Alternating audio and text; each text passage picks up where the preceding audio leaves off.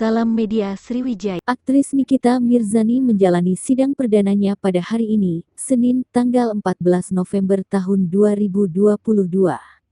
Sidang Nikita Mirzani pada hari ini akan digelar secara offline atau tatap muka. Sidang perdana kasus pencemaran nama baik yang menjerat artis Nikita Mirzani digelar di Pengadilan Negeri Serang pada Senin, tanggal 14 November tahun 2022. Seperti diketahui, Nikita Mirzani terjerat kasus pencemaran nama baik yang dilaporkan oleh Dito Mahendra. Artis Nikita Mirzani memakai baju berwarna putih dan rompi berwarna merah tahanan tiba di Pengadilan Negeri PN Serang pada Senin, tanggal 14 November tahun 2022.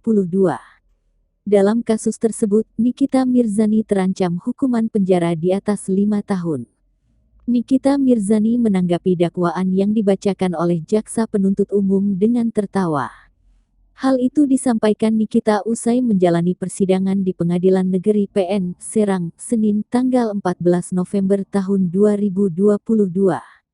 Pengacara Nikita, Fahmi Bahmid pun heran dengan kerugian sebesar 17,5 juta yang dialami pelapor, Dito Mahendra.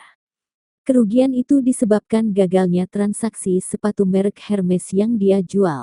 Fahmi sempat menanyakan nominal itu ke jaksa. Namun hakim mempersilakan pengacara Nikita membacanya di surat dakwaan karena sudah tertulis jelas. Yang jelas, yang paling takjub itu adalah kerugian 17,5 juta yang sempat kami pertanyakan ini benar atau salah ketik. Itu yang kami tanyakan tadi, ujarnya.